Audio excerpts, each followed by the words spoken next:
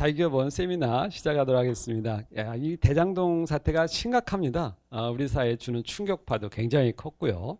그런데 이 논란 속에서 이 민영 개발의 수익률이 너무 높지 않느냐, 이걸 뭐 줄여야 된다, 이런 말도 안 되는 해법을 또 내놓는 그런 정치권의 행태가 나타나고 있습니다. 사실은 이 대장동의 핵심 문제는 뭐냐면 특권, 권력, 이 권력층에 의한 특권과 특혜 비리입니다. 이거는 민영 개발과는 아무 관련이 없는 내용이죠. 그래서 이 대장동 문제로 우리 이 택지 개발에 대한 본질이 왜곡될 수 있다는 차원에서 오늘 세미나를 개최를 하고 있습니다. 그래서 민간 개발이 문제가 아니라 이 개발하는 과정에서 어떻게 그 택지가 잘 개발되면서도 그 택지에 의해서 좋은 주택이라든가 아파트 뭐 다양한 부동산 관련된 시장들이 역할할 수 있도록 제도가 더 발전할 수 있을까라는 관점에서 이 문제를 바라봐야 되지 않을까 싶습니다. 그래서 오늘 아주 귀한 분을 모시고 발표를 진행하도록 하겠습니다. 김정호 서강대학교 겸임 교수님이신데 아주 이 토지와 이 공개념에 관한 아주 또 뛰어난 저서를 또 갖고 계십니다. 그리고 이 택지 개발의 가장 바람직한 모델이 뭔지를 또 정확하게 말씀해 줄 수 있는 분이시기 때문에 오늘 특별히 모셨고, 또 두 분의 토론자와 함께 오늘 세미나를 진행하도록 하겠습니다. 그래서 택지 개발 정말 우리 사회에서 꼭 필요한 일인데 이 부분이 왜 지금까지 잘못되어 왔고 특권층에 의해서 비리로 우리가 이렇게 큰 사회적인 무리를 일으키는지 그 내용도 파악하고, 앞으로 그렇다면 이 택지 개발이 어떤 방향으로 나아갈지 이 부분을 함께 점검해 보는 그런 좋은 시간이 되지 않을까 싶습니다. 그럼 김정호 박사님의 발표를 듣도록 하겠습니다. 감사합니다. 우리나라는 이 신규 택지 공급, 신규 주택 공급과 관련해서는 최소한 이 문제에 대해서는 대한민국은 사회주의 국가입니다. 우리 자유시장이 전혀 아니에요. 예를 들어서 신규 주택을 공급하는 것을 생각을 해보면 여러분들 다 아시겠지만 주택 청약 예금, 주택 청약 저축 뭐 이런 것들을 가입을 해야 되고, 그것만 가입하는 것이 아니고 거기에 무슨 뭐 자녀가 몇 명이냐, 뭐가 뭐냐 가지고 다 점수제로 해서 개인별 점수가 나갑니다. 그 점수에 따라서 신규 주택을 분양할 수 있는 권리가 생기는 거예요. 이런 식의 이 주택 공급 방식을 갖고 있는 나라는 사실은 세계에서 유일하죠. 이 자본주의 국가치고는. 싱가포르이 뭐 이런 비슷한 종류의 제도를 갖고 있지만 한국은 아마도 제가 알기로는 세계에서 가장 사회주의적인, 가장 배급과 가까운 그런 제도를 갖고 있습니다. 이렇게 분양하는 제도가 그럴 뿐만이 아니고 주택을 새로 생산하는 제도 역시 마찬가지입니다. 우리나라의 이 택지 공급 제도는 기본적으로 민간은 택지 공급을 할 수 없는 시스템으로 되어 있어요. 왜냐? 이 도시마다 조금 우리나라 6대 도시는 다 그린벨트가 쳐져 있습니다. 누구나 다 알고 있듯이 이 그린벨트는 민간이 손을 댈 수가 없어요. 기본적으로. 1972년부터 이렇게 되어 있습니다. 플러스 그 이전에는 1970년대 이전에 박정희 정부 시절에는 절대농지, 상대농지라고 하는 게 있었는데 그 이후에 또 농업진흥지역, 농업보호구역 뭐 이런 식으로 제도가 바뀌긴 했습니다만은 기본적으로 농지도 우리는 민간이 손을 대기가 매우 어렵게 그렇게 되어 있어요. 그런데 새로운 택지를 만든다라고 하면 그 택지는 기본적으로 뭐냐? 그게 다 농지입니다. 농지이거나 아니면 도시지역이라면 자연녹지, 생산녹지 뭐 이런 녹지 지역들이에요. 근데 이것은 민간이 손을 대는 것이 거의 금지되어 있는 상황입니다. 그린벨트는 뭐 100% 금지가 되어 있는 것이고, 자, 이런 상황에서 새로운 택지를 그럼 어떻게 만들어낼 거냐? 박정희 정부 시절에는 아예 택지를 새로 만들지 않았습니다. 영동개발이라고 하는 거 이후에 새로 택지를 공급하지 않았어요. 그냥 도시는 더 이상 확산되지 않는 것, 그게 최선의 정책이라고 생각을 했고 실제로 그렇게 했었던 것이죠. 그러다 보니 그런 상황에서 소득이 급증하다 보니까 당연히 주택 가격이 급등을 한 거예요. 이 문제를 해결하기 위해서 전두환 정부는 특단의 조치를 취했던 것이죠. 그게 뭐냐? 택지개발 촉진법이라고 하는 거였습니다. 그래서 정부가 지정하는 땅은 그게 뭐 농지든 무엇이든 상관없이 그냥 택지로 그냥 만들 수 있는 거예요. 그리고 이 하나의 농지나 녹지 같은 것을 택지로 바꾸기 위해서는 수많은 부처들의 인허가를 받아야 되는 그런 문제가 있었어요. 그러니까 정부 당국이 택지를 공급을 하려고 하더라도 안 됐어요. 왜? 어떤 부처가 뭔가를 하려고 하면 다른 부처들이 다 안 된다고 다 이 브레이크를 걸고 그랬거든요. 그래서 정부 스스로도 이 농지 규제 또 녹지 규제의 그 족쇄를 풀 수가 없었죠. 전두환 대통령이 택지개발 촉진법이라고 하는 걸 만들어서 야, 쓸데없는 소리 하지 마. 여기는 그냥 택지야 하고 지정을 하면 나머지는 소위 인허가라고 하는 것이 의제되는 시스템. 그래서 그냥 다 통과된 걸로 하자라고 하는 법을 만들었습니다. 그게 택지개발 촉진법이고 그것에 의해서 수많은 택지들이 만들어지기 시작했던 거죠. 그런데 이것은 그냥 뭐라 그럴까요? 토지의 몰수였어요. 원래 토지를 갖고 있던 사람들의 입장에서는 그냥 몰수당하는 거였죠. 물론 보상은 해주긴 해줬지만 뭐 본인이 원든 원하지 않든 전혀 무관하게 그냥 정부가 땅을 강제로 탈취해서 거기다가 택지를 조성을 하고 그 택지를 민간 건설업체들한테 분양을 해주면 뭐 짓는 것은 많은 경우에 민간 건설업자들이 지었죠. 하지만 그것을 팔 때는 그것은 분양가 규제라고 하는 게 있어서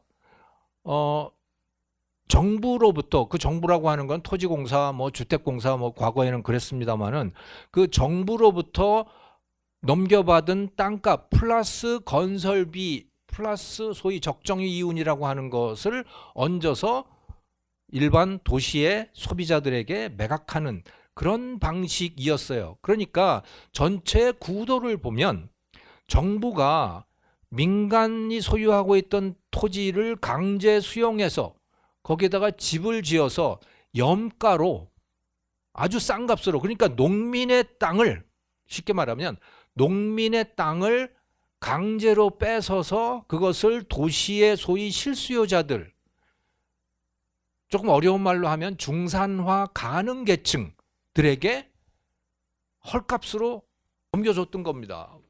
이 소위 실수요자라고 하는 사람들은 그 주택에 분양에 당첨이 되면 그야말로 뭐 대박을 내는 일확천금을 하는 거죠.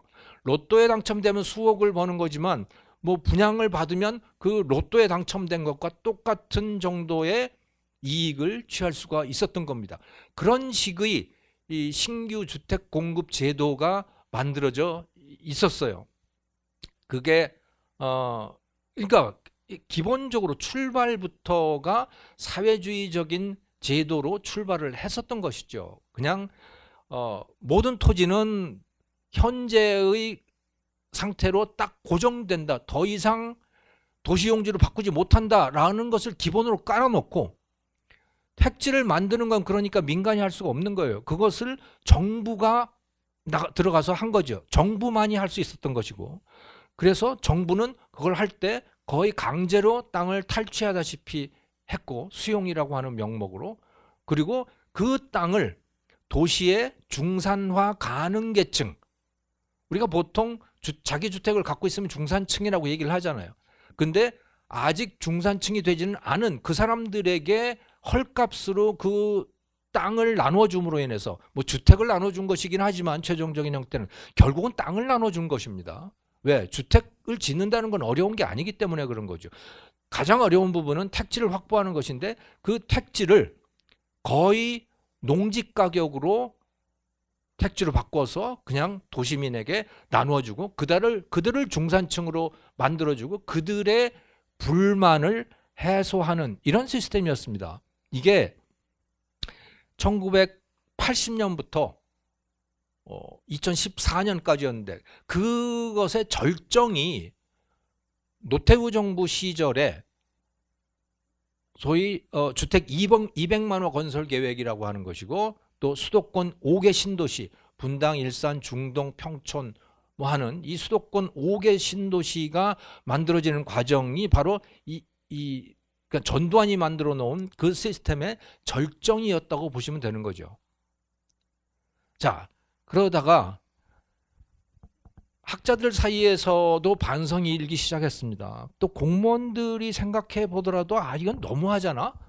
이거 언제까지 이렇게 이 강제로 땅을 뺏어서 나눠주는 방식을 해야 돼라고 하는 반성들이 어느 정도는 있었고, 뭐 국민 대다수는 거기에 대해서 전혀 아무런 생각이 없었습니다만은 그냥 당하는 사람만 억울했던 것이죠. 근데 어쨌든 간에 일각에서, 지식층 일각에서 여기에 대한 반성들이 있었고, 그게 어느 정도는 설득력을 가져서, 또 그리고 2010년대 뭐 그 무렵부터 이 주택 가격이 상당히 또 안정이 되어 있었기 때문에 이 택지개발촉진법에 대한 반성이 일기 시작했던 겁니다. 야, 이거 너무하잖아. 그래서 2014년에 택지개발촉진법을 폐지하려고 했었어요. 폐지하려고 했고 국회에서도 폐지 법안이 발의가 됐는데 여러 군데서 또 반대가 있어서 택지개발촉진법이 폐지가 되지는 않았습니다. 하지만 그때부터 실질적으로 택지개발촉진법에 의한 대규모의 택지 조성 및 공급은 실질적으로는 거의 하지 않았다라고 보셔도 될 것 같아요. 네. 그래서 민주당 일각에서는 박근혜 정부가 말이야 택지개발촉진법을 폐지를 함으로 인해 가지고 그래서 주택 가격이 오른 거 아니야라고 하는 공격을 하기도 하는 겁니다. 그 과정이 이제 이렇게 돼 있었던 거예요. 그런데 그렇다고 해서 우리나라의 이 택지 공급제도, 신규 공급제도가 뭐 그렇게 대단히 크게 바뀌었냐면 그렇지는 않아요. 기본적으로는 땅을 원래 토지 소유자로부터 강제로 수용을 해서 그것을 거기에다가 집을 지어서 싸게 공급하는 방식은 기본적으로 별로 달라지지 않았습니다. 다만 그것이 택지개발촉진법이라고 하는 법을 사문화시키면서 그 대신 원래부터 있기는 했었지만 별로 활용되지 않았던 이 도시개발법이라고 하는 것으로 이제 많이 옮아가게 됐던 겁니다. 그래서 택지개발은 이제 도시개발법을 가지고 하는 경우들이 많이 있고, 이번에 특히 문제가 되었던 대장동 개발 사업, 지금도 여전히 문제가 되고 있는 이 대장동 개발 사업은 도시개발법에 의한 도시개발 사업이라고 보시면 됩니다. 근데 이 택지개발촉진법에 의한 택지개발 사업과 도시개발 사업의 굉장히 큰 차이점 중에 하나는 민간이 사업 시행자로 참여할 수 있느냐라고 하는 것이죠. 택지개발 사업은 민간이 사업 시행자로 참여하는 경우가 뭐 금지가 되어 있는지 그것은 모르겠습니다만은 민간이 시행자가 되는 경우는 제가 보지는 못했어요. 그러니까 시행자는 기본적으로 토지공사나 주택공사 같은 곳이고, 거기에서 땅을 수용을 해서 택지를 조성을 하고, 그 다음에 민간이 하는 역할은 그 택지를 분양받아서 거기에다가 주택을 지어서 공급하는, 그러니까 민간은 택지 개발 이후에 참여하는, 그래서 주택을 지어서 분양하는 것으로 이 민간의 역할이 제한이 되어 있었는데, 이 도시개발법에서는 사업 시행자가 될 수가 있는 겁니다. 그래서 토지를 수용하는 과정부터 민간이 할 수 있게 되어 있었죠. 그게 도시개발법입니다. 그러니까 도시개발법에 의해서는 토지를 수용하는 것이 공공이 수용을 할 수도 있고 민간이 수용을 할 수도 있습니다. 그런데 공공이 수용을 하게 되면 그 이전의 택지개발촉진법과 비슷하게 뭐 특별한 요건이 없이 공공이 하겠다 그러면 하는 거예요. 근데 민간이 하려면 요건이 까다롭습니다. 전체 토지의 3분의 2, 면적으로는 3분의 2일 것이고, 제가 지금 기억으로는 그래요. 또 토지 소유자는 2분의 1의 동의를 받아야 토지 수용 절차에 들어갈 수가 있게 요건이 되어 있어요. 그런데 아무리 그러니까 토지의 3분의 소유자의 동의를 받는다는 일부터 보통 일이 아니고, 그러니까 토지 면적의 3분의 2, 소유자의 2분의 1 동의를 받는다는 것 자체가 이 보통 일이 쉬운 일이 아닌 것이죠. 이것은 이런 비슷한 요건은 재건축이나 재개발의 경우에, 도시 재개발 또 아파트 재건축의 경우에 이런 비슷한 요건들이 있는데, 거기에서 그 몇 분의 1의 동의를 얻어낸다는 게 보통 일이 아니잖아요. 네, 그러니까 민간이 도시개발법에서 민간이 사업 시행자가 될 수 있도록 길은 터놨지만 정말 쉽지 않습니다. 그래서 이번에 대장동 사업의 경우에도 보면 성남시 도시개발공사가 성남의 뜰이라고 하는 민간 사업 시행자가 되기 위한 특수목적 법인을 만들었죠. 주식회사를 만들고 성남시가 거기에 50% 플러스 1주의 주식으로 참여를 했습니다.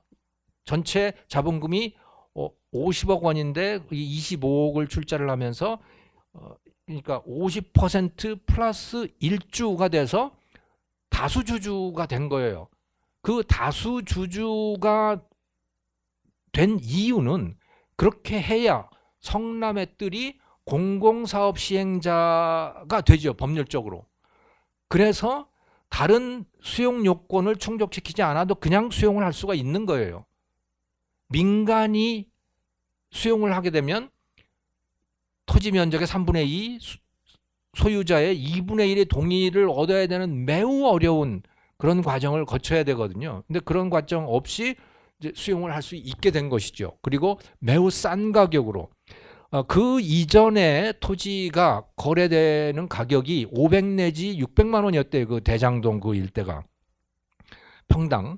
그런데 수용 가격은 한 평균 300만 원 정도 되었던 것 같습니다.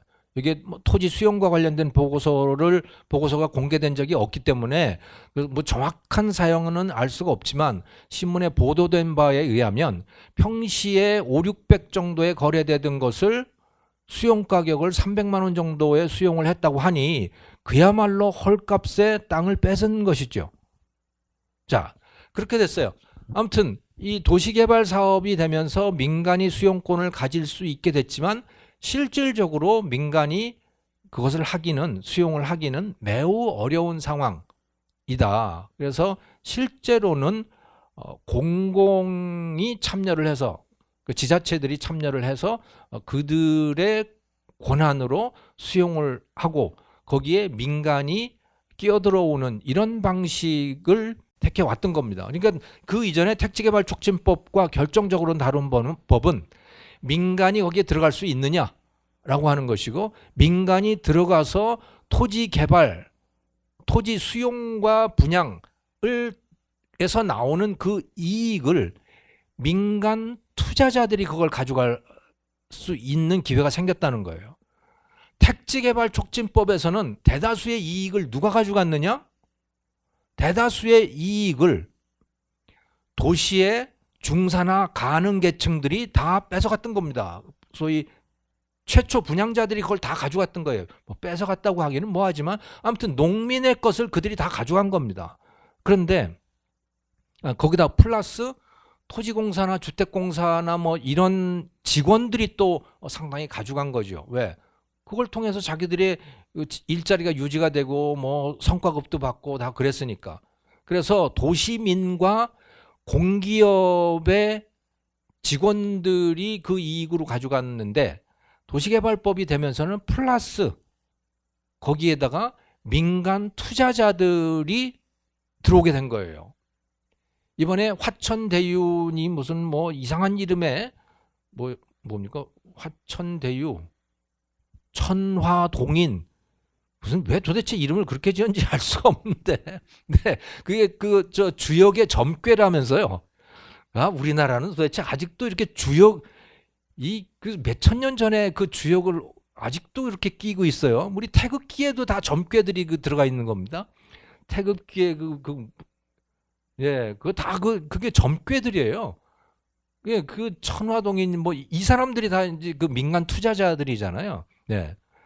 아무튼 그 사람들이 들어가서 이렇게 이익을 취하게 되는, 특히 이번에는 그 당첨된 사람들이 이익을 취하는 것이 아니고 분양가 분양가 규제가 없었기 때문에 그 이익의 대부분은 민간 투자자들이 취하게 됐던 겁니다. 화천대유니 천화동이니 뭐 이런 사람들. 그리고 성남시는 금액으로 따지면 31%를 가져갔습니다. 31%를 가져가고 69%는 화천대유, 천화동인, 뭐 그다음에 나머지 무슨 제일건설, 또 HMG 뭐 이런 데들인데 아마 그 중에서도 한 70%는 소위 그 이름이 이상한 그쪽이 가져간 거 아닌가 하는 그런 생각이 들어요. 그런데 참 이상하게도 이 대장동 사업과 관련된 그 내막은 절대로 스스로 공개를 하지 않고 있습니다. 당연히 이게 공공개발이고 성남시에서 공식적으로 참여한 사업이라면 그 내막을 명명백백하게 세상에 밝히는 게 그 당연한 도리이지요. 그리고 정보공개 청구를 하면 당연히 그 자세한 내용들을 내놔야 되는데 그냥 계속 꽁꽁 감추고 있어요. 이번에도 보면 그 천화동인 1호부터 뭐 7호까지인가 8호까지인가 하는 것이 원래는 밝혀져 있지 않았잖아요. 원래 이 성남의 뜰이라고 하는 거기에 감사보고서, 재무제표 뭐 이런 보고서에 보면요, 천화동인 이런 건 없습니다. 화천대유는 있는데 천화동인 1호부터 몇 호까지라는 건 아예 존재하지 않았어요. 그 대신에 SK증권이 들어가 있었습니다. 그런데 그 김경률 회계사라고 하는 사람이 그 참 집요한 분인데 대단한 분이에요. 이분이 뭐 이상하다 이게 도대체 SK가 거기에 도대체 왜 들어가 있고, 그래서 이 사람이 뒤지기 시작하다 보니까 그 SK증권으로 그 이름으로 들어가 있는 그 돈이 결국 주인이 천화동인 1호부터 뭐 몇 호까지가 그 돈의 주인이었다. 그리고 특정 금전 신탁으로 SK증권에 맡겨놓은 돈이 그 보고서에는, 성남의 뜰이라고 하는 그 회사의 보고서에는 그냥 SK증권으로만 들어가 있는 거죠. 근데 그걸 김경률 회계사라고 하는 분이 그걸 밝혀냈더라고요. 참 그분이 그걸 집요하게 추적하지 않았으면 아마 그냥 다 덮여 있었을 것이에요. 아, 이건 SK증권이 참여했나 보다 뭐 이렇게 됐겠죠. 아무튼 네, 그런 식으로 되어 있습니다. 이 대장동이라고 하는 게. 자, 그런데 이 대장동 사업에 대해서 일단 한번 살펴보면요. 이 대장동 사업은 전체 규모가 28만 평, 90만 제곱미터이고요. 거기에서 집이 지어져서 분양되는 집은 5,900가구, 6,000가구 정도가 되는 거예요. 전체의 분양 총액은, 매출 총액은 그래서 한 4조 원 정도가 되는 것이고, 거기에서 나오는 수익은 정확히 잘 알지 못해요. 여기서 분명하게 밝혀져 있는 사항은 28만 평, 90만 제곱미터라고 하는 건 분명하고, 전체 분양되는 또는 임대되는 아파트의 호수가 5,900차라고 하는 것도 분명하고, 또 분양 금액이 한 4조 정도 된다라고 하는 것도 분명하지만 그 다음부터는 분명치가 않아요. 거기서 수익이 얼마가 나오는지, 그게 어떤 식으로 배당이 되고 있는지 여기에 대해서는 분명하게 드러나지가 않아서 뭐 김경률 같은 사람이 추적을 하고 또 언론도 계속 뭐 이 탐문 보도를 하고 뭐 이러는 과정을 통해서 조금씩 드러나는 거죠. 근데 전 대체로 보면 아마도 한 1조 5천억 정도의 수익이 발생했던가 하는 거 아닌가라는 추정들을 하고 있고요. 그중에 5,500억은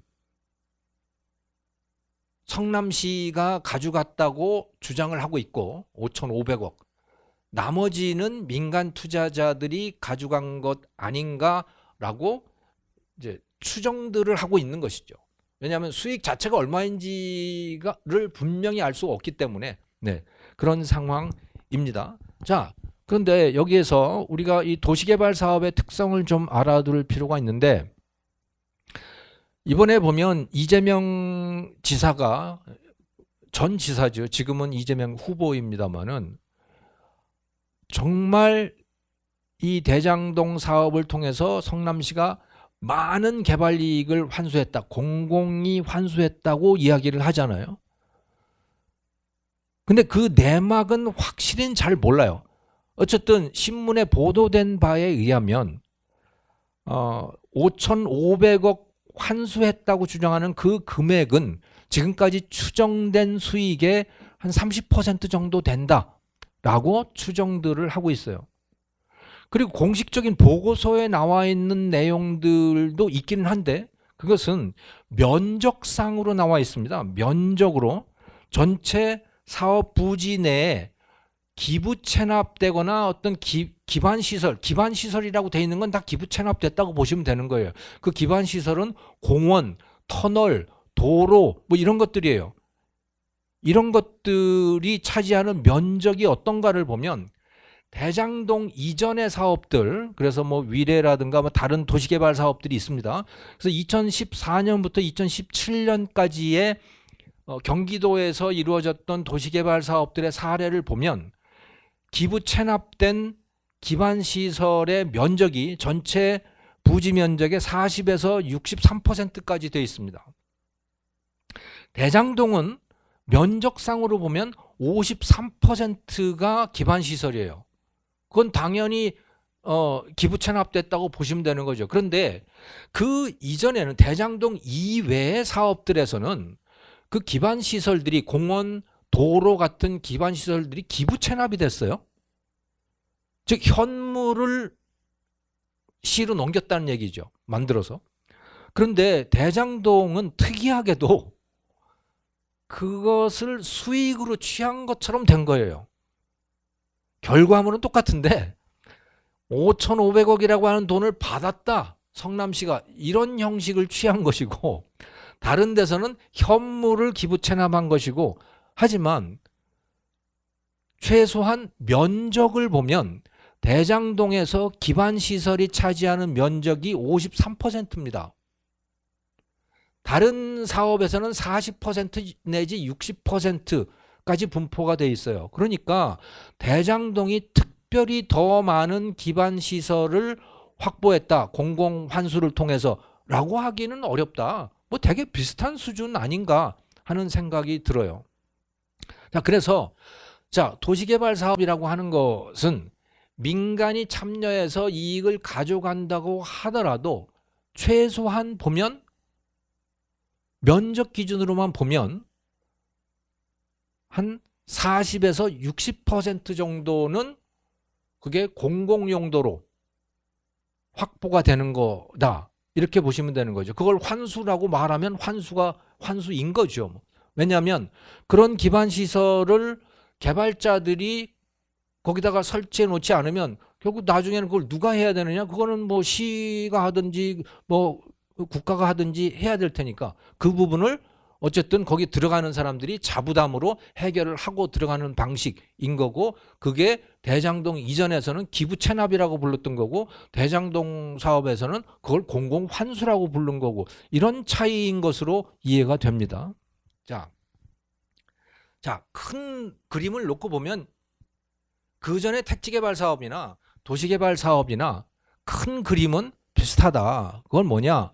원래 토지 소유자들로부터 토지를 강제로 환수해서 매우 싼 값으로 시가보다 낮은 가격으로 환수를 해서 거기다가 집을 지어서 도시의 소위 실수요자들에게 매각하는 이 과정인 겁니다. 이 과정인데, 예전에 택지개발 사업은 중간에 민간 투자자들이 들어갈 여지가 없었다. 그 투자는 다 누가 했느냐? 그것은 전부 토지공사나 주택공사나 뭐 이런 공공기관들이 다 투자를 했던 것이죠.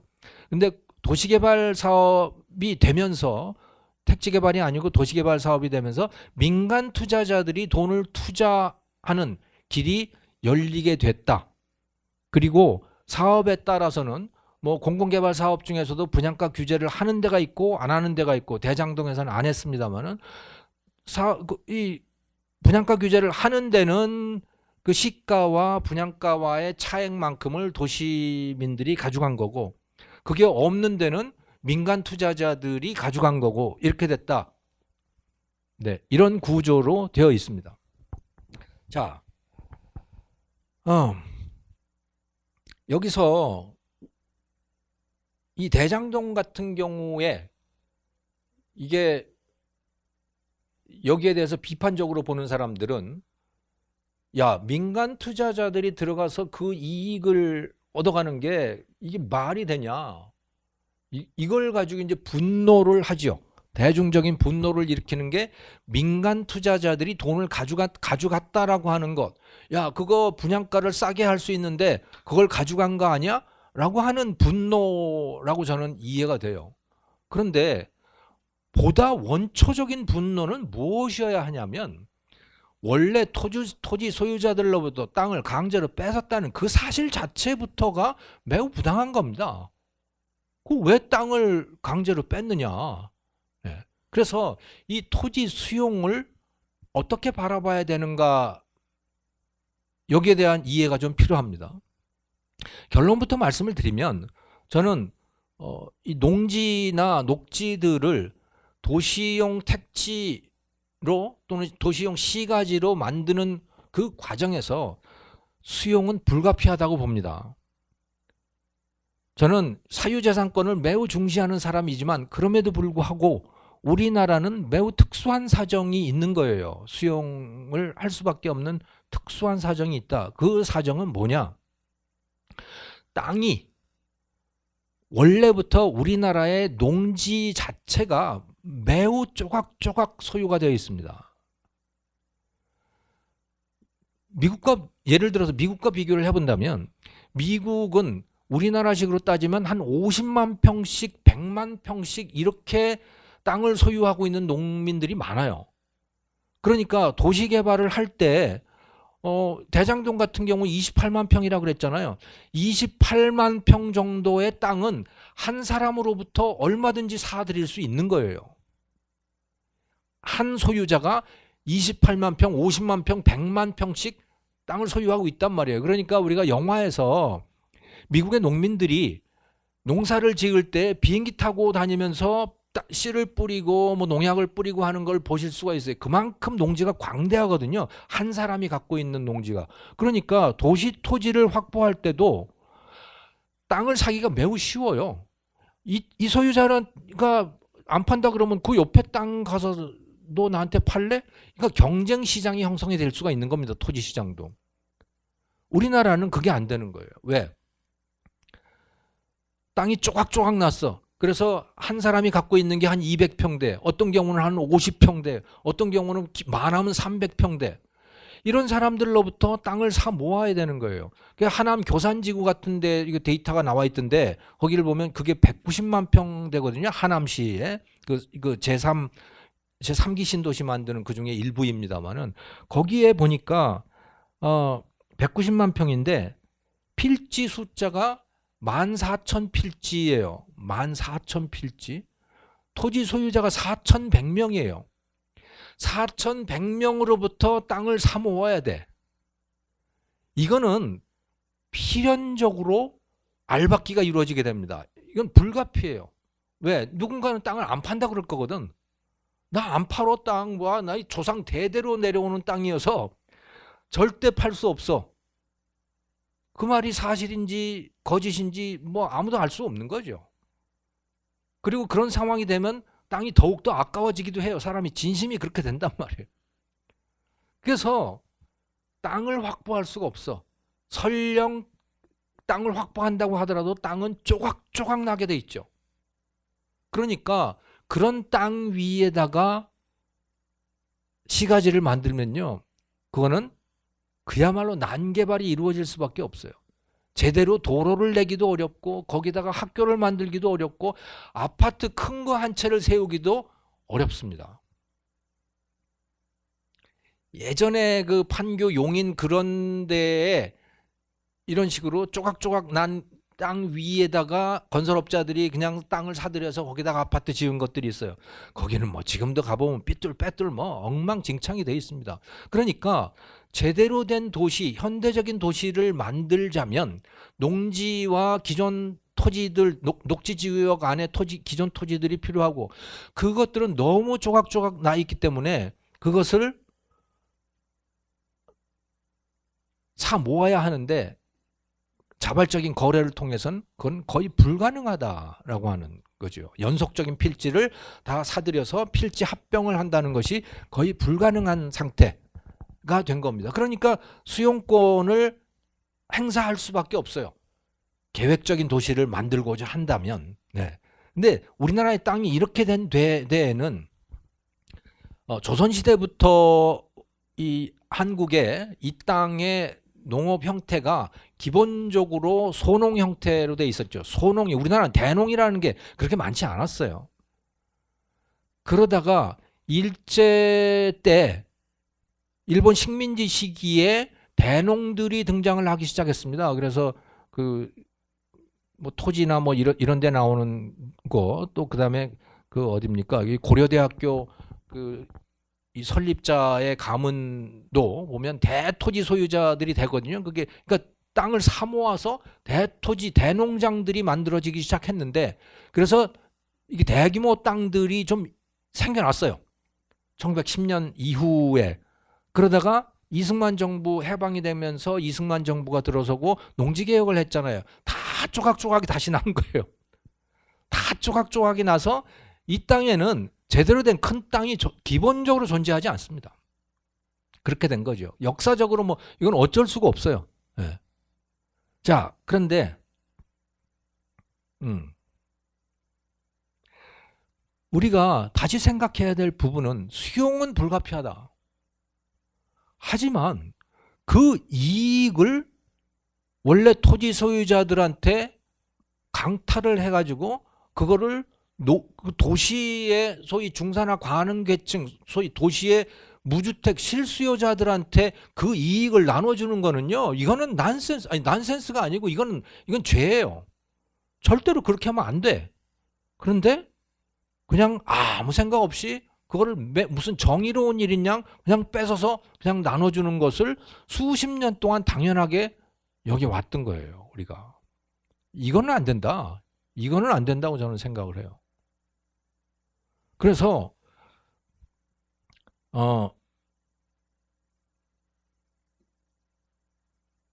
재건축이나 재개발을 하는 방식을 새로운 택지를 조성하는 데에도 적용을 해야 된다고 저는 생각을 합니다. 재건축을 보시면 재건축도 토지 수용권을 행사를 합니다. 근데 그 수용권을 행사하는 사람은 정부가 아니에요. 재건축 조합이 형성이 되면 재건축 조합원은 기본적으로 그 아파트 단지 내에서 원래부터 주택을 소유하고 있던 사람들인 거죠. 그 입주민들, 그러니까 소유자가 재건축 조합원이 되잖아요.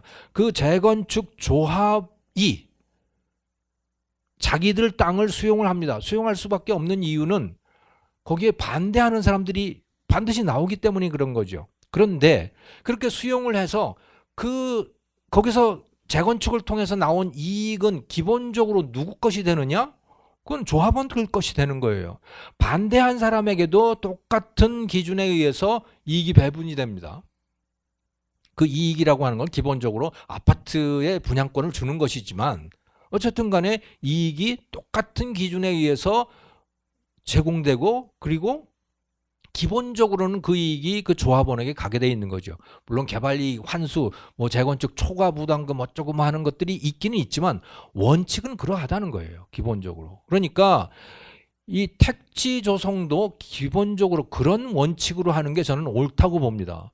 거기에서 나온 이익을 제3자인 도시민들에게, 당첨된 자들에게 그냥 나누어준다? 이건 너무나 부당한 일인 거죠, 기본적으로. 그래서 그 땅의 소유권을 처음부터도 인정을 해줘야 되고 그걸 수용할 수밖에 없지만 거기에서 나오는 이익금은 기본적으로 원래 소유자들에게 돌려주는 방식이어야 한다고 보고요. 제일 부당한 거는 대장동 같은 방식이라고 저는 봅니다.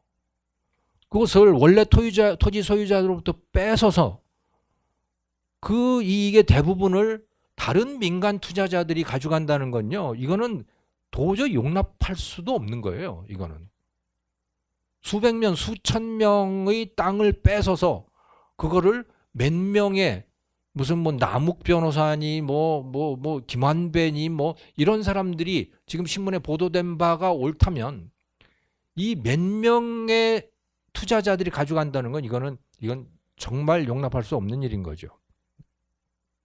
그래서 기본적으로 원래 토지 소유자들의 소유권, 그들의 권리를 인정하는 상태에서 수용권이 사용돼야 되고 그렇게 해서 시가지를 만들고 택지를 만들어서 나온 이익의 대부분은 그들에게 환원을 시켜줘야 된다.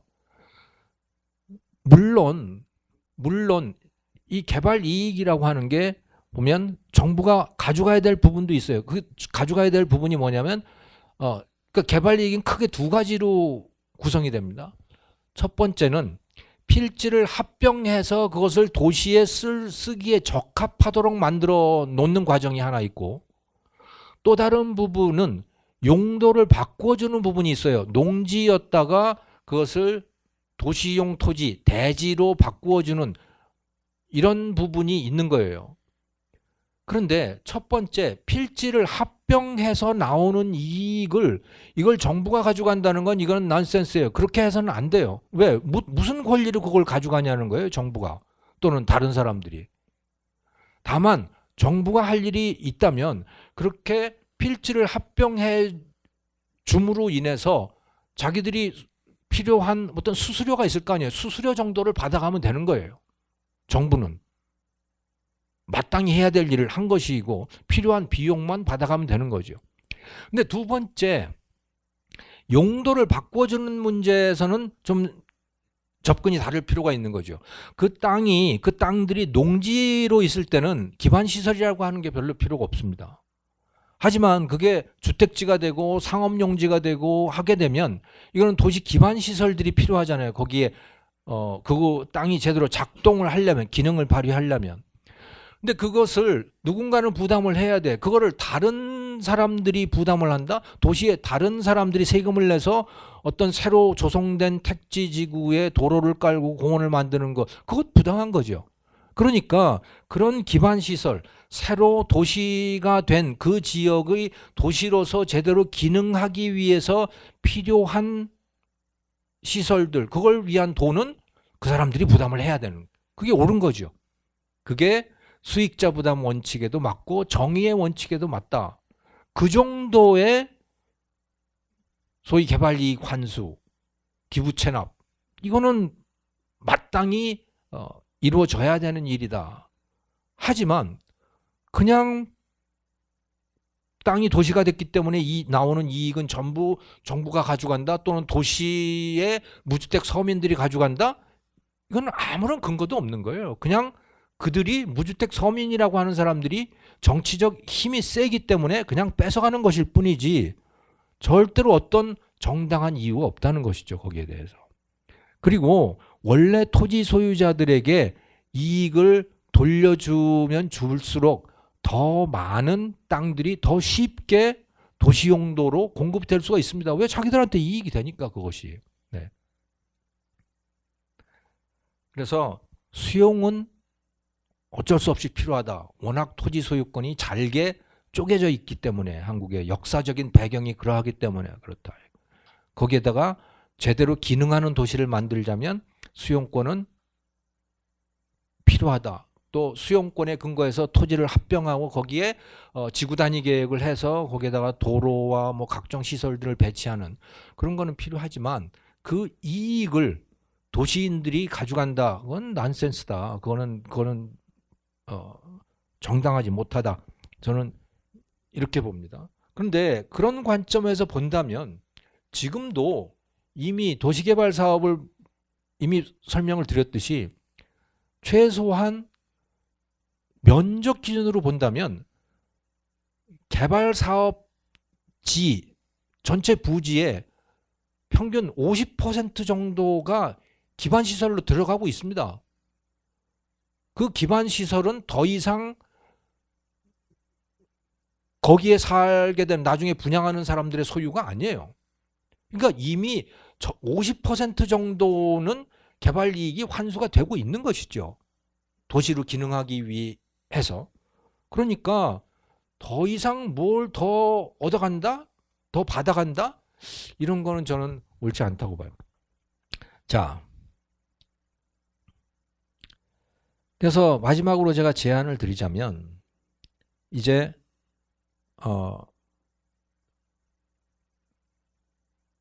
공공의 역할을 좀 분명하게 할 필요가 있다. 공공의 역할은 기본적으로 도시계획을 집행을 하고 또 새로 택지로 바뀌는 그 땅들이 도시 토지로서의 기능을 제대로 하기 위한 기반 시설을 그 개발자들로부터 확보를 해내고 하는 그런 일로 국한을 해야 된다.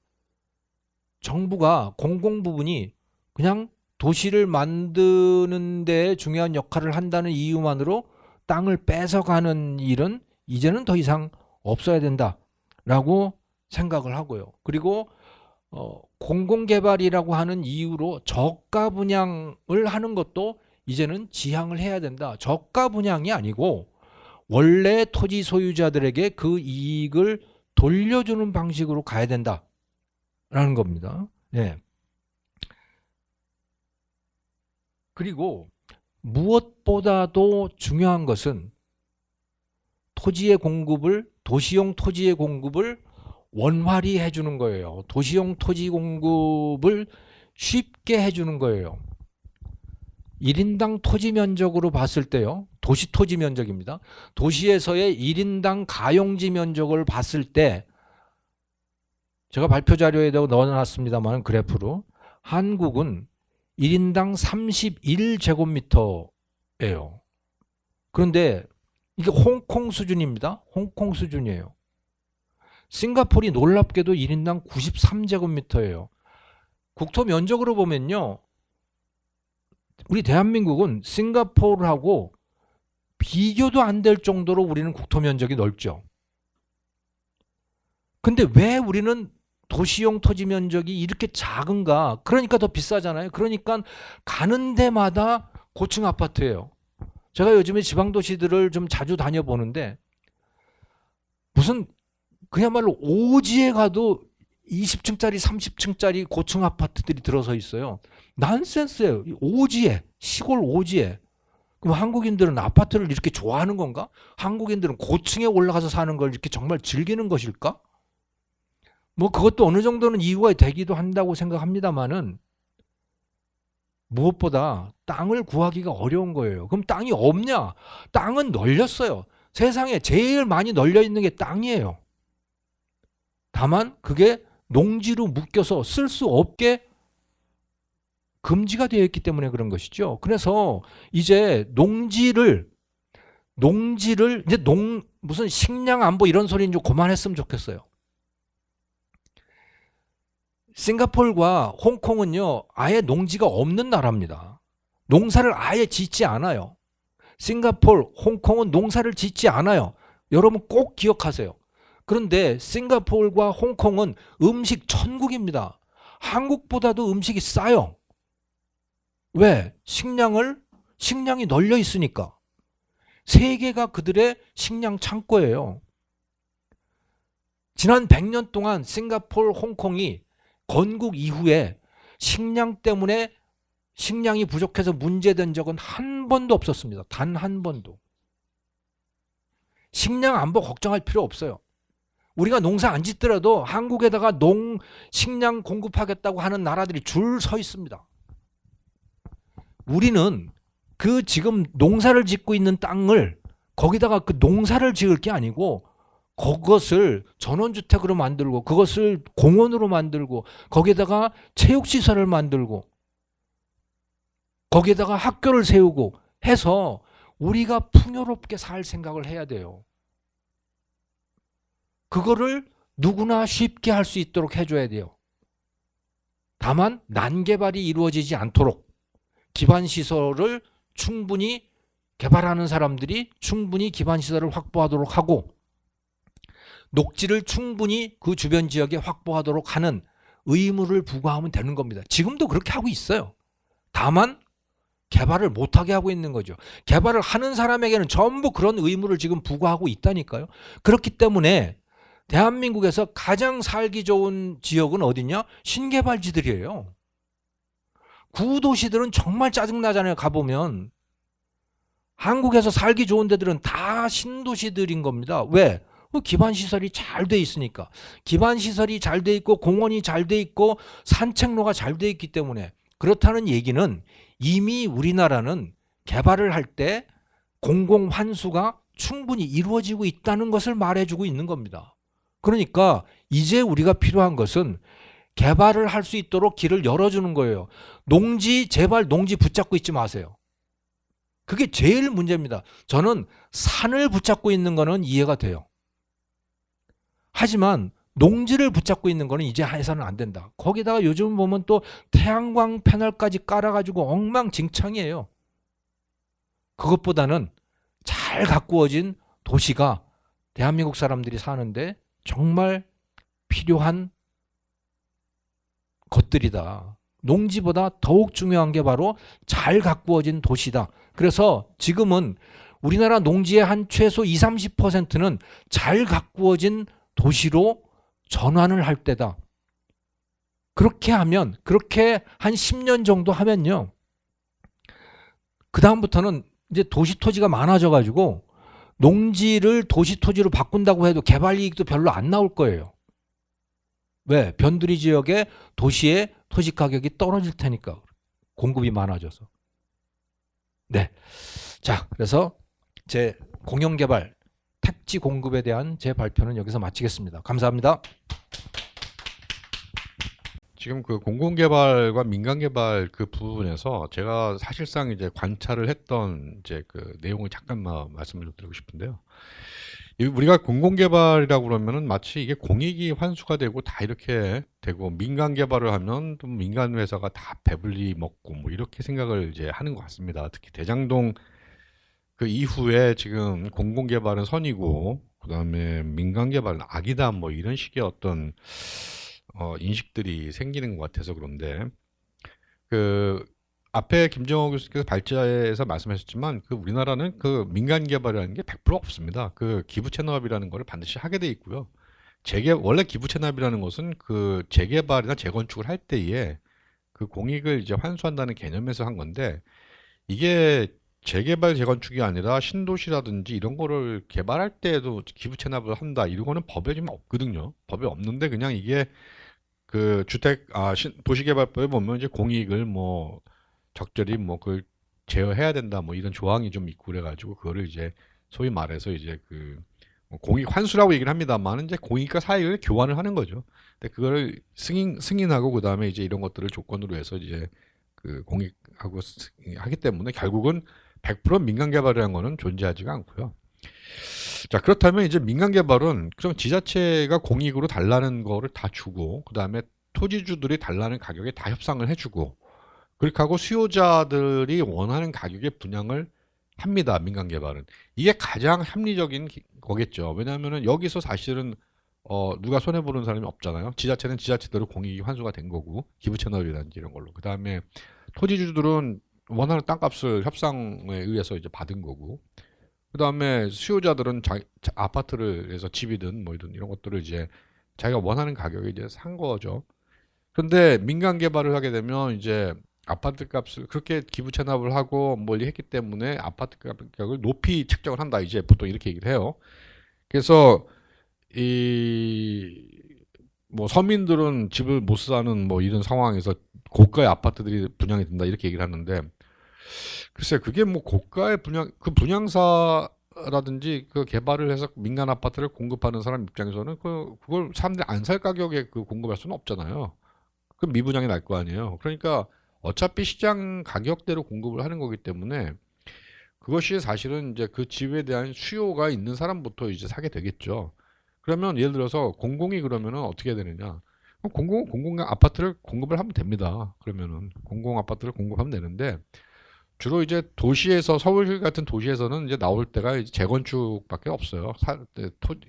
택지가 없기 때문에 그래서 재건축을 용적률을 좀 높여서 거기에서 이제 공익 나오는 부분을 일정 부분 이제 그 공공 임대라든지 공공 분양으로 하면 되는데 이걸 안 하는 거죠. 왜냐하면은 이 민간 그러니까 조합한테 그런 혜택을 주면은 이게 결국 이제 투기가 된다 뭐 이런 식으로 생각을 하는 것 같습니다. 그래서 이게 민간 개발의 사실은 가장 합리적인 방법이고 다만 김정호 교수님께서 앞에서 지적하신 대로 이 땅들이 지금 이렇게 쪼개져 있는 부분에 대해서는 조합이 결정할 수 있도록 하자라는 거 그거는 굉장히 저는 이제 바람직한 말씀이라고 보고요. 결국은 그 정부가 그래서 어느 신도시 개발이 필요하면 거기를 고시를 하고 그다음에 지주들이 조합을 만들게 하고 거기서 가장 중요한 문제가 뭐냐면 이제 그 공시지가를 산정하는 문제인데요. 이게 가장 문제입니다. 공공개발에서는. 왜냐하면은 예를 들어서 용인의 그 구성 플랫폼 스마트 시티 같은 경우에 거기를 지금 개발 예산이 지금 5조입니다. 그 LA 경기공사에서 하겠다는 거예요. 근데 저는 이해가 안 가는 거예요. 왜 이게 예산이 5조니까 그냥 5조에 개발하겠다는 겁니다. 근데 그 구성동 그 땅이 굉장히 좋은 땅입니다. 그 민간인들이 민간 개발을 하게 되면 아마 제가 볼 때 10조도 투자해서 더 벌 수 있는 땅인데 그냥 5조라는 예산에 공공개발은 항상 그 토지공사나 이제 이쪽에 그 자기 예산이 있기 때문에 여기에 맞춰서 그냥 하는 겁니다. 그 땅을. 그러니까 5조에 뭐 그 일부에 그걸로 땅을 인수해야 되는 거고요. 그러다 보니까 공시지가의 그게 실제 시가의 뭐 한 10분의 1도 안 돼요. 안 되는데 이게 또 문제가 뭐냐면 공공개발을 하다 보면은 이제 그 뭐 신도시 경우는 그렇지 않겠습니다만은 이제 재건축이라든지 기타 이런 부분들은 개발 행위가 제한이 돼요. 그러면 이제 이거를 지자체나 이런 데서 먼저 자금이 확보가 된 상태에서 그걸 해야 되는데 개발 행위 금지를 시켜야 되는데 그게 아니라 개발 행위 금지부터 시켜놓고 이제 자금을 이제 하려고 하는데 이제 못 구해서 자빠지는 경우가 많죠. 공공개발에. 그러면 주민들은 그대로 계속 이제 묶여 있는 겁니다. 이게 뭐 10년도 가고 막 이렇게 갑니다. 그냥. 그래서 이 공공개발을 하려면 반드시 지자체가 자금 확보를 먼저 확보한 다음에 개발 행위를 금지시키든지 이렇게 해야 되고 그 다음에 가장 중요한 게 공시지가로 하는데 이게 사실 그 감정평가 법인들이 그 국토부 산하의 그 사실상 눈치를 봅니다. 그래서 두 군데가 보통 하는데 그 정부가 하고자 하는 예산의 10%를 오버하게 되면은 그거를 그 감정평가 법무부에는 일을 못 해요. 그러니까 이런 식으로 이제 주어진 예산 안에서 통제를 하니까 뭐 어쩔 수 없이 토지주들은 그 가격을 그렇게 뺏기는 거죠. 그러니까 지금 대장동 같은 경우도 뭐 그게 그냥 뺏어간 게 아니라 이제 감정평가를 한 거겠죠. 감정평가를 했는데 이제 뭐 택도 없는 이제 그 가격이 그렇게 나오는 겁니다. 근데 이제 뭐 그렇다고 해서 그거를 시세에 뭐 시가에 뭐 80%니 뭐 70%니 이렇게 얘기를 한다 하지만 대개가 이제 그게 거래가 안 되는 땅들에서 보통 이제 그 또 용도도 뭐 잡목지나 이렇게 해서 거래가 낮은 땅들을 용도 변경되기 전에 땅들을 그렇게 하기 때문에 그 공시지가 판정이 사실상 지주들 입장에서 토지주들 입장에서 굉장히 마음에 안 들게 되는 거죠. 그러니까 김정호 교수님께서 앞에서 말씀하신 대로 조합이 만들어지면 그다음에 정부는 이거에 대해서 감정평가를 그럼 조합과 정부가 공동으로 해서 거기서 나온 금액을 가지고 보상 금액을 가지고 이 금액이 만약에 뭐 돈이 없다. 그러면 펀딩을 해야죠. 정부가 어디서 뭐 그 융자를 받든 정부가 그러면 하겠다 그러면은 뭐 민간을 끌어들이든지 아니면은 뭐 하든지 이렇게 해야 되는데 지금 공영개발은 그런 방식이 아니라 일단은 예산에 정해놓고 예산에 맞춰서 토지 감정평가를 한다. 그리고 그 안에서 무조건 하니까 이게 좀 두 가지 문제가 발생을 합니다. 하나는 토지주들은 자신의 사회적 생각이 침해되고요. 두 번째는 정부가 그렇게 공공개발하게 되면요 아파트나 이런 게 수요에 안 맞아요. 특히 이제 경기도 같은 경기도도 지금 보면 제3기 신도시를 이거를 그 후분양제로 하겠다고 하는데 후분양제로 하게 되면 먼저 이게 지어놓고 나중에 분양을 하겠다는 건데 이렇게 되면 분양이 안 됩니다. 왜냐하면 소비자들의 그 니즈를 파악을 못하기 때문에 LH 공사라든지 이런 데서 짓는 아파트들이 사실상 그 안 맞거든요. 그리고 가장 마지막으로 제가 하나만 더 말씀드리면 지금 말씀 우리 김정우 교수께서 앞에서 말씀하셨습니다만 대장동 같은 경우 이제 기부 체납에 대해서 터널 같은 거를 만들어서 그것이 공공 환수됐다 하는데 사실은 그 터널이 생겼기 때문에 또 아파트 거기가 또 값이 굉장히 올라간 거거든요. 이게 남판교니 서판교니 이렇게 되는 바람에 그러면 거기서 상승된 공공 부분을 그러면 어떻게 환수할 거냐 뭐 이런 부분 때문에 결국 SPC 안에 그 수익 조견표대로 이렇게 좀 수익 분배를 해야 되는 게 있고 이 부분에 대해서 초과되는 부분에 대해서는 토지주들도 그거를 분배 받아갈 수 있도록 이렇게 짰어야 되는 거죠. 근데 그거 없이 그냥 터널 뭐 비용을 받았다. 그 터널을 뚫었다. 근데 터널 뚫었기 때문에 아파트는 더 비싸진 거죠, 거기가. 그래서 이 공익과 사익이라는 거를 그런 식으로 구분해서는 안 되고 이 공익이라는 것은 결국 사익들의 합이기 때문에 어느 사익 쪽에서 마이너스가 된 부분들을 도외시하고 공익이 낮다 이렇게는 평가를 해서는 안 된다. 저는 이렇게 말씀드리고 싶습니다. 예, 여기까지 하겠습니다. 감사합니다. 토지 개발 문제에 있어서 그냥 전체적인 그림이 우리나라에서는 사실은 약간 그 토지부터 시작해서 주택 분양까지 선진국과는 굉장히 다른 구조로 되어 있고 우리나라만의 굉장히 독특한 구조로 되어 있는 부분이 있습니다. 예를 들어 이번에 택지 공영 개발 이제 문제가 벌어진 것도 우리나라에는 이제 그 과거에 지금 구조는 이런 식으로 되어 있죠. 원래는 LH가 택지를 개발을 합니다. 택지를 개발을 해서 여기서 막대한 이제 수익을 얻게 됩니다. 그리고 그 수익을 사실은 아까 말씀하신 대로 도심에 있는 최초 분양자들이 가져가는데 그러면서 이제 LH가 가져가고 또 한쪽으로 가져가는 부분은 사실은 하남 혹은 어떤 지역에 있어서 개발을 하면서 발생한 막대한 그 수익은 LH가 가지고 있는 상당히 적자를 보고 있는 임대주택 사업으로 굉장히 들어가거든요. 그러니까 지금 LH 같은 경우는 그 주택 한 채당, 임대주택 같은 경우는 한 1억에서 1억 3천 정도 채당 이제 적자를 보고 있는데 내세우는 명분은 이제 항상 이런 겁니다. 이쪽에서 토지 쪽에서 이제 막대한 수익을 얻고 그걸로 전국에 있는 이제 임대주택을 관리하고 여기에 들어가는 적자를 관리하면서 동시에 이제 여러 가지 이제 이쪽으로 이제 이익이 가는 겁니다. LH가 이렇게 하는 것을 보면서 결국은 이제 각 지역 도시공사들이 이제 건설이 되게 되죠. 성남도 그렇고 이미 지금 다른 도시들도 사실은 도시개발공사를 굉장히 갖고 싶어합니다. 그 이유 중에 하나는 사실은 그 지역에서 발생하는 개발 이익을 LH가 전국에 있는 임대주택으로 뭐 여러 가지로 뻗어나가는 용도가 있지만 그 중에 하나로 전국에 있는 임대주택으로 가져갔다면 사실은 그 개발 이익을 각 도시개발공사가 이제 가지고 싶은 이제 그런 욕망들이 좀 있는 겁니다. 이제 그러다 보니까 각 도시개발공사들이 계속 생기게 되어 있는데 그러면 지금 이번에 택지 공영 개발에 있어서 앞으로 이제 어떤 방식으로 가야 되냐 하는 이제 그런 문제가 있는 겁니다. 이번에 굉장히 이제 정부나 혹은 국토부에서 나온 것들은 굉장히 단순하게 그 법안을 보면 한 줄짜리로 되어 있거든요. 민간 업체가 들어갔을 때 이 이익률을 뭐 6%로 제한하겠다 혹은 10%로 제한하겠다 이제 이런 방식인데 이런 식으로는 지금 우리 한국의 택지 공영 개발의 문제 그 근본적인 문제를 좀 해결하기 어렵지 않나 좀 이렇게 보고 있습니다.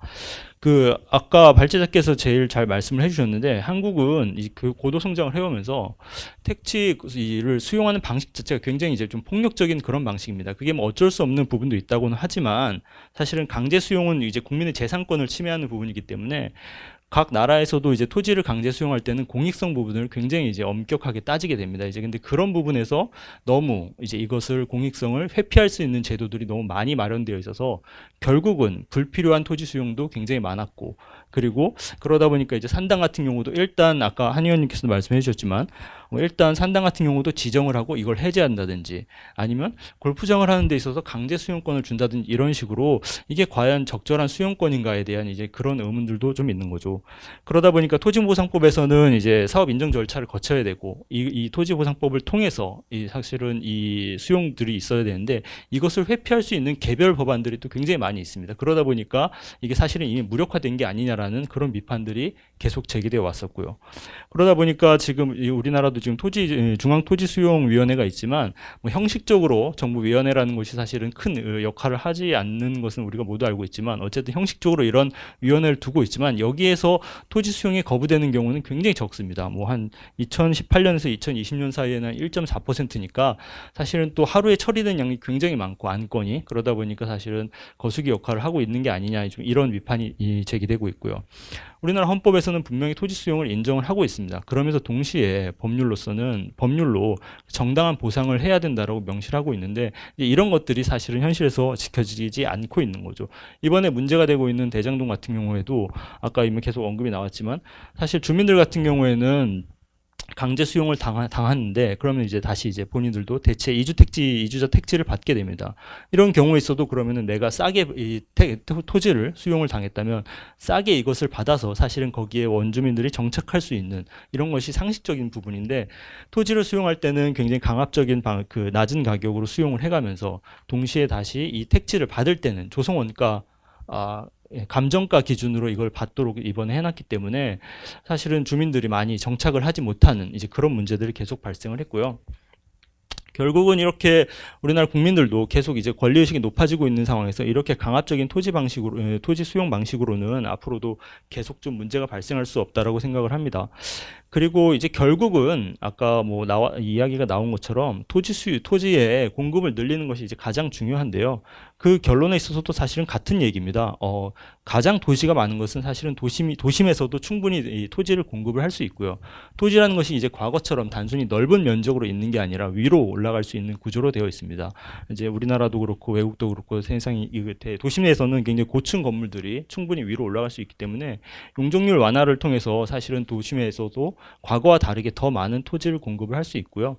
얼마 전에도 보면 이제 우리나라는 이제 김포 쪽으로 제가 기억을 하는데 왕릉에 이제 시야를 가린다 그래서 건설 중인 이제 아파트 분양이 잠깐 중단된 적이 있습니다. 지금 아마 그렇게 되어 있고요.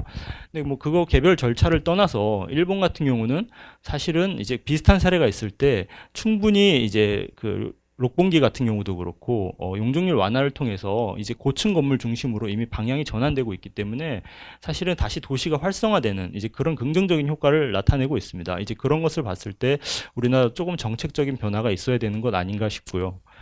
마지막으로 말씀드리고 싶은 건 이제 그린벨트에 대한 조금 이제 주술적인 접근을 좀 벗어날 필요도 있다라고 생각을 합니다.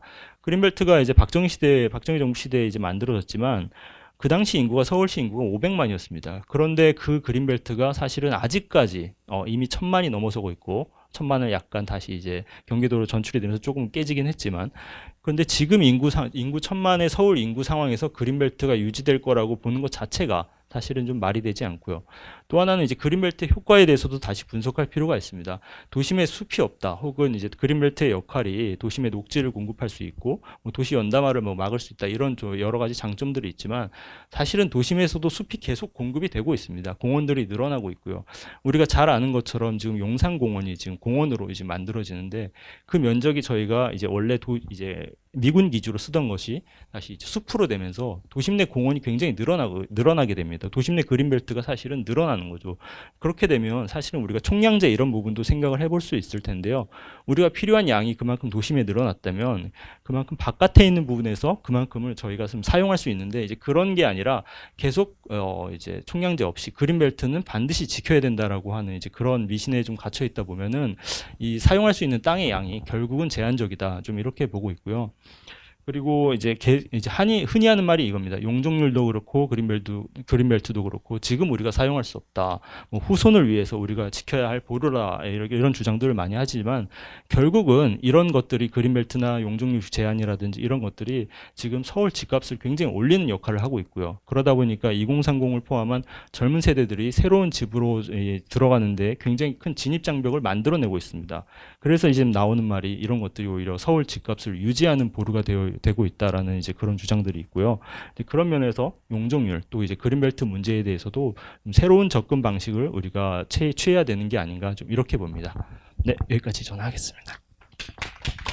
도시개발 사업에서 민간 사업자들의 수익률을 제한하자라고 하는 거는 뭐 아주 단편적인 발상이죠. 그러면 그 수익이 누구한테 가냐? 사실은 토지를 수용해서 결국은 아파트를 지어서 도시민들에게 매각하는 과정을 거치는 것이기 때문에 수용 가격이 일정하다면 그 정부가 정하는 그 정책적인 가격, 소위 감정 가격이라고 하는 거에 의해서 수용이 이루어지는 것이 그것이 변함이 없다고 한다면 그 민간 투자자들이 가져갈 거냐 아니면 최종적으로 아파트를 아파트에 당첨된 분양자들이 최초의 분양자가 가져갈 것이냐 그 차이만이 존재할 뿐이죠. 민간 사업자의 수익이 줄어든다는 이야기는 그만큼 분양가가 낮아진다는 것을 뜻하는 것이고 분양가가 낮아지면 최초 분양자들의 몫이 커지는 거죠. 그만큼 로또 분양의 성격이 더욱더 강해지는 거예요. 저는 그래서 민간 투자자가 가져가든 뭐 최초 분양자가 로또 이익으로 가져가든 저는 별 차이가 없다고 봐요. 어차피 그거는 원래 땅을 뺏어서 수용해서 나온 이익이기 때문에 그 이익을 왜 한쪽에서 그러니까 뭐 어느 쪽도 정당하지 않다고 저는 보는 거죠. 그러니까 이 문제는 사실은 전체 큰 그림에서 봐야 된다. 가장 이 과정에서 억울한 사람들은 원래 토지 소유자들이고 원래 토지 소유자들의 몫을 늘리는 차원에서 민간 투자자의 수익률 문제도 접근을 해야 된다. 저는 이렇게 봅니다.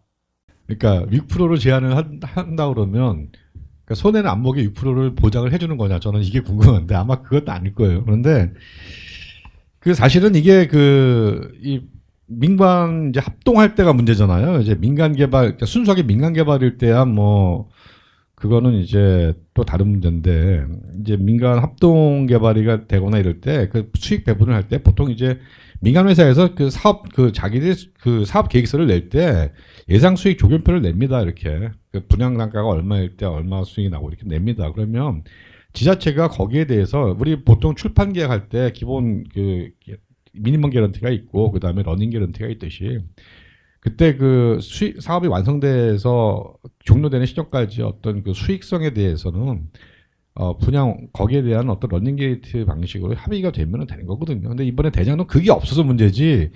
하남 스코필드나 이런 데는 다 잘 돼 있습니다. 그게 딴 데는 잘 돌아가요. 근데 대장동만 문제라는 거를 좀 말씀드리고 싶네요. 그동안 여기에서 이번 그 대장동 케이스가 민간 투자자의 문제가 아니라 사실은 이제 각 지자체와 뭔가 이제 엮여 있는 부분이 좀 미심쩍다라는 부분이 하나 있고 또 하나는 정보 공개가 굉장히 투명하지 않은 부분이 이제 좀 문제가 됐다. 이렇게 복잡하게 사실은 들어와 있는데 그걸 아까 김종우 교수님 말씀해 주셨지만 이거를 다시 뒤집어서 이게 어디서 자금이 들어왔고 어떻게 돼 있는지를 또 이제 정확히 알기 좀 어렵기 때문에 이런 구조는 굉장히 드문 케이스거든요. 이제 그런 부분에 있어서는 앞으로 법안에서 들어갈 것은 사실은 이런 사업 주체들의 아까 방금 말씀하신 대로 수익률 이런 부분도 있지만 어떤 식으로 자금이 흘러 들어왔고 어떻게 되는지에 대해서 사실은 투명한 정보 공개도 아마 좀 기본적으로 좀 들어가야 되지 않나 이제 그런 생각은 좀 있습니다. 저는 기본적으로 농지에 대한 정책 기조가 바뀌어야 된다고 봐요.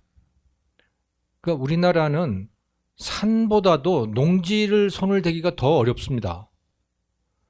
이건 완전히 바뀌어야 돼요. 산은 오히려 손을 못 대게 하더라도 농지는 도시용지로 얼마든지 쉽게 바꿀 수 있게 해줘야 됩니다. 그것이 농업진흥지역이든 뭐 농업보호구역이든 상관없이 그래서 이제 농지보호 정책을 하지 말자. 이게 가장 중요한 일이라고 봐요. 그래서 농지에 대한 관리 권한을 중앙정부, 농림부에서 이제 뺏어내야 된다. 그럼 누구한테 가느냐? 그거는 지자체로 가야 돼요. 농지에 대한 권한을 지자체에다 주자. 그래서 지자체가 알아서 자기 동네에 필요한 도시가 필요하면 농지를 도시로 바꿀 수 있게 해주면 지금보다 훨씬 원활하게 도시토지가 공급될 거라고 봅니다. 지자체는 이 농림부처럼 그러지는 않거든요. 지금 이 농림부의 문제가 그러니까 우리나라 이게 농지를 저렇게 꽁꽁 싸매고 있는 것이 농업 화이트 칼라들 때문에 그렇습니다. 농업 화이트 칼라, 농민 단체들, 농민 자체는 그걸 원치 않아요. 농민은 자기 농지를 팔고 싶죠. 농민들 나이가 다 70이 넘고 다 그랬는데, 그런데 문제는 무슨 농협이니 또 농경제학과 교수니 무슨 저 농림부 공무원들 뭐 이런 사람들의 밥줄인 겁니다. 그리고 또 어떻게 생각해 보면 그런 농지가 많은 지역의 국회의원들의 문제일 수도 있죠. 아무튼 다 화이트 칼라들의 문제예요. 농민의 문제가 아닌 겁니다. 그래서 이 정책 기조는 이건 국민적 합의를 봐야 된다. 그래서 정책 기조를 바꿔서 농림부가 그러니까 농지를 붙들고 있게 해서는 안 된다. 다만 이 농림부는 농업 생산성을 올리도록 하는데 그 주력을 해야 되고, 농지를 끌어안고 있게 해서는 안 된다. 농지의 관리 권한은 지자체가 가져야 된다. 이렇게 해서 농지가 도시용지로 쉽게 넘어올 수 있도록 해줘야 되고, 그 다음에 플러스 거기다가 하나 더 추가를 한다면 농민들이 땅을 뺏기지 않게 도시 토지가 되는 과정에서 그 사람들이 땅을 뺏기지 않도록 만들어줘야 된다. 그들이 주도해서 도시가 만들어지도록 해야 된다. 그러면 한 의원님께서 말씀을 하셨던가요? 아무튼 그 농민들이 일정 지역의 땅 그 어떤 구역을 자기들끼리 형성을 해서 조합을 형성하는 거죠. 그러니까 도시개발 조합을 농민들이 형성을 할 수 있게 만들어줘야 된다. 그들이 행정적이라든가 뭐 도시계획 능력이 없다면 얼마든지 거기에 특별조합원 같은 것으로 뭐 민간 개발업자가 들어올 수도 있고 아니면 진짜 전문가들이 거기에 들어올 수 있죠. 지금 재건축이 다 그렇게 하고 있잖아요. 그죠? 그런 방식으로 해서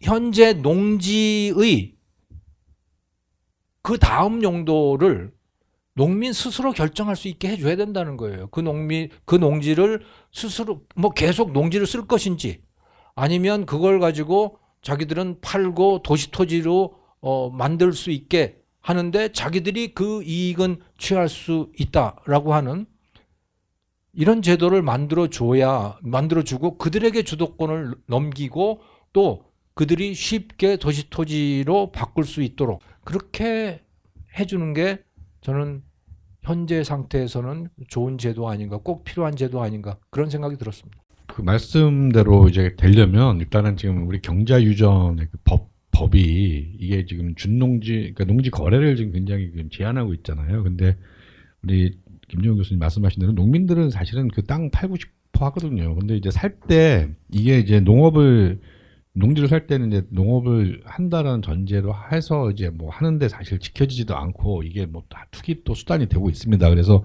실효성 없는 법안을 계속 붙잡고 앉아서 지금 그럴 필요가 없고 아까 말씀하신 그 화이트 칼라 농가 이 사람 다 그 투기하려고 농지 사는 건데 어차피 그렇게 한 거 사실 농지 거래를 활성화 시켜줘서 이게 말씀하신 대로 그 농지를 가진 사람들이 이 토지를 어떻게 이용할 것인가의 문제인데 이거를 그러니까 정부에서 어디 지역은 예를 들어서 언제까지 우리가 신도시든 무슨 어떤 형태 개발을 할 거니까 거기에 대해서 한시적으로 그러면 시한을 줄 테니까 조합을 결성을 해라. 조합 결성해서 그게 되지 않으면 정부가 그러면 저걸 한다 이런 식으로 선택을 줘서 하게 되면 제가 볼 때는 뭐 굉장히 잘 될 거라고 봅니다. 여기서 한 가지 더 첨언을 하자면 도시 기본 계획입니다. 도시 기본 계획이 없으면 개발을 못 하거든요. 도시 기본 계획이라고 하는 걸 한번 만들어 놓으면 뭐 20년씩 막 이렇게 가요. 그 굉장히 경직적인 제도입니다. 그래서 이 도시 기본 계획이라고 하는 것을 유연하게 만들어 줘야 된다.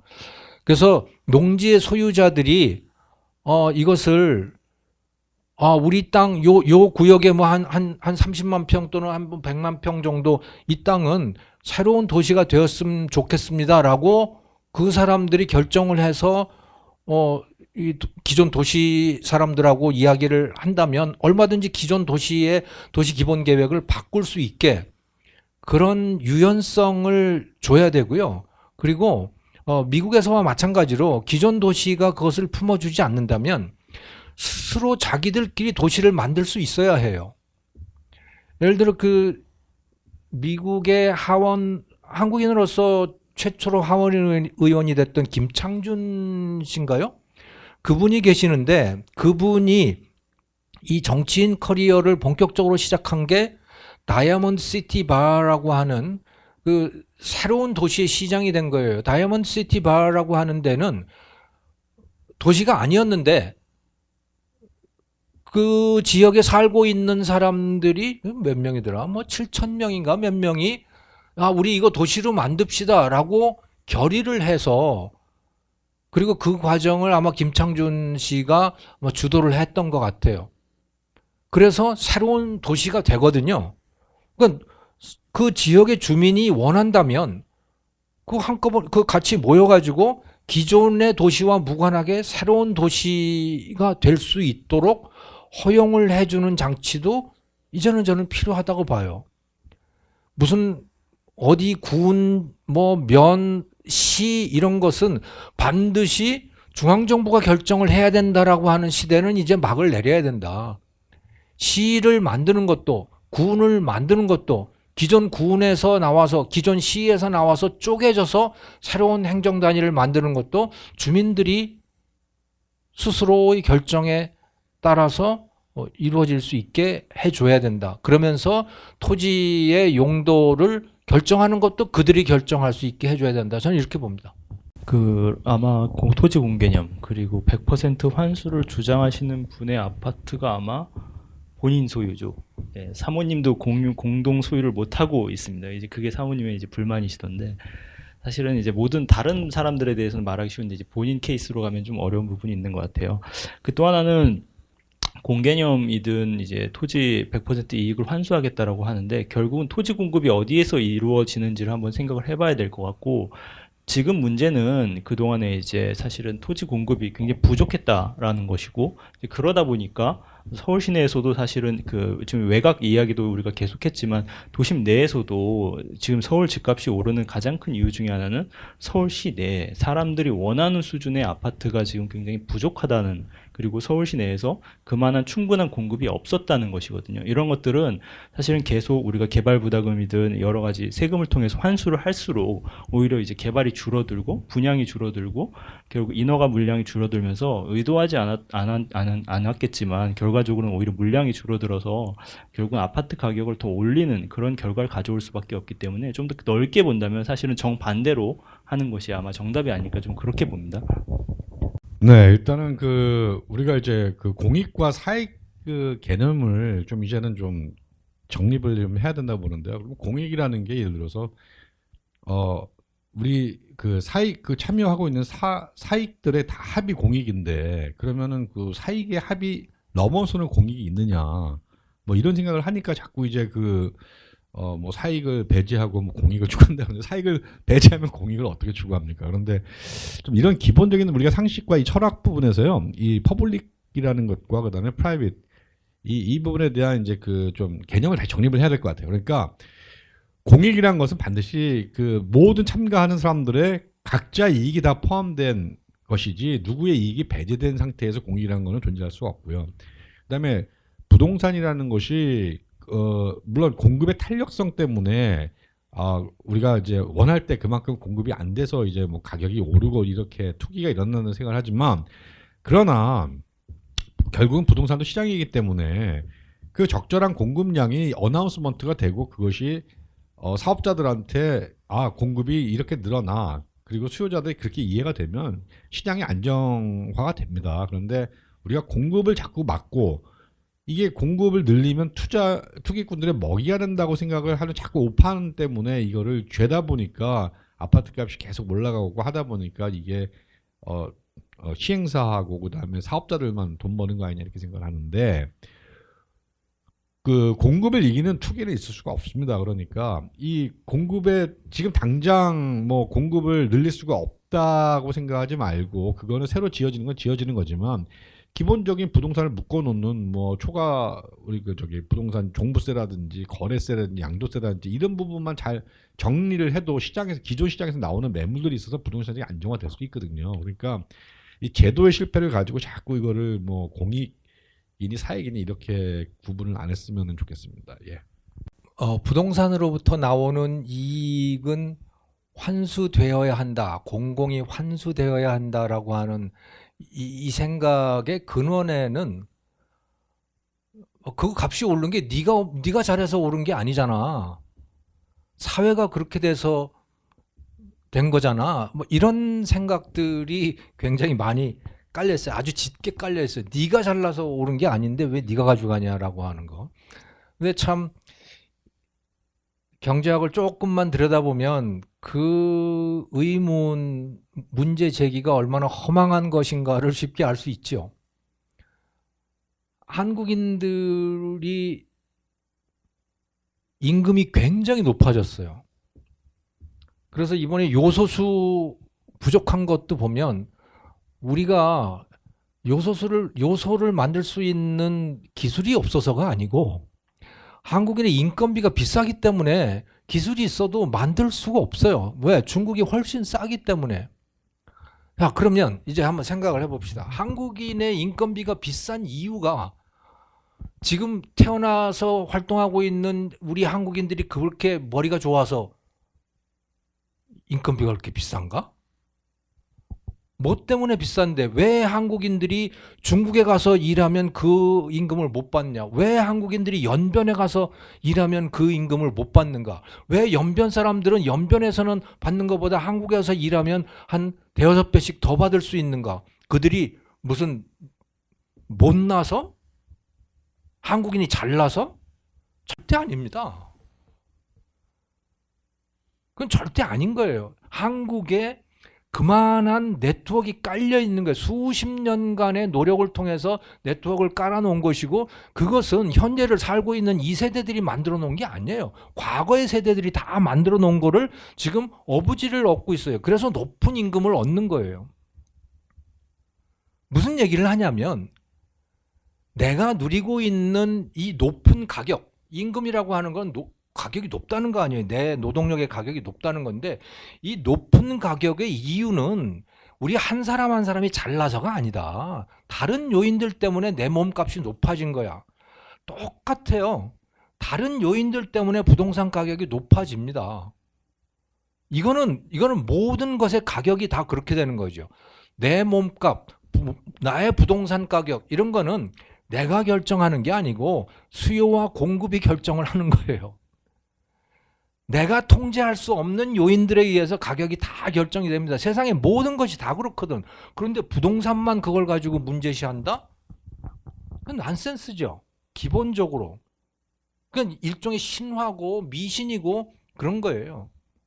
다만 우리가 할 수 있는 거는 내가 노력을 통해서 그것을 내 노력으로 돈을 벌어서 취득을 한다. 하지만 그 취득한 그 소득이라고 하는 것도 100% 내 노력으로 이루어진 건 아니야.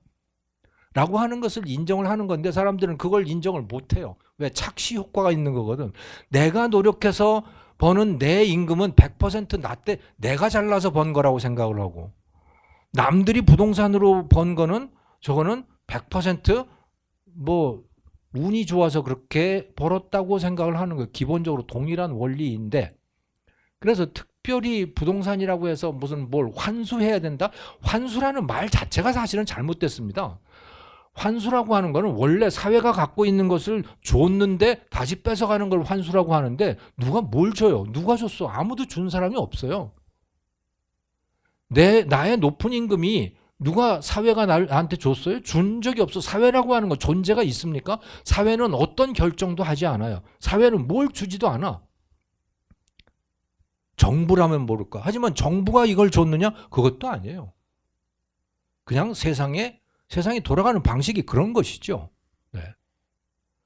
근데 그래서 부동산에서 나오는 이익을 환수한다는 것 자체가 세상의 원리와 기본적으로 맞지 않아요. 기본적으로 미신의 어떤 착시 이런 거에 기초에 있지만 그럼에도 불구하고 세상 사람들은 이 착각 사회가 그 부동산 가격을 줬다라고 하는 그래서 환수를 해도 도로 가져가야겠다라고 하는 이 생각을 저는 멈추지 않을 거라고 봅니다. 이거는 뭐 글쎄요.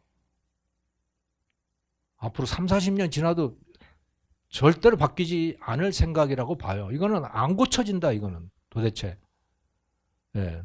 그런데 다만 한 가지 희망하는 것은 그럼에도 불구하고 한정석 소장님께서 이미 말씀을 하셨지만 토지 공급을, 택지 공급을 늘리면, 예를 들어서 저는 좀 극단적으로 얘기를 해서 지금 우리가 우리나라 국토의 한 8% 정도를, 국토의 8% 정도를 도시 용도로 쓰고 있습니다.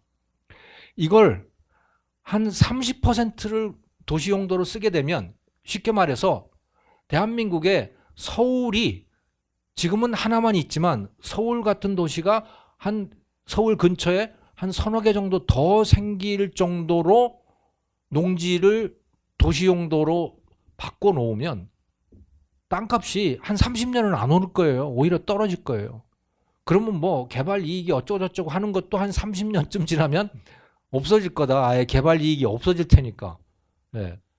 그래서 도시 끝에서, 도시 변두리에서의 도시 토지 가격, 택지 가격하고 농지 가격이 거의 비슷해질 거예요. 그러면 도시 용지가 넘칠 테니까.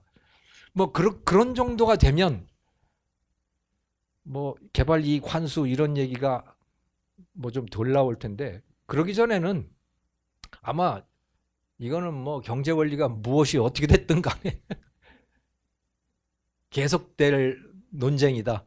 논쟁이 아니고 계속될 압박이다. 네. 정치에서는 계속 그 얘기를 할 거고, 시민단체들도 계속 그 얘기를 할 거고, 참 뭐라 그러나 안타까운 거죠. 이상입니다.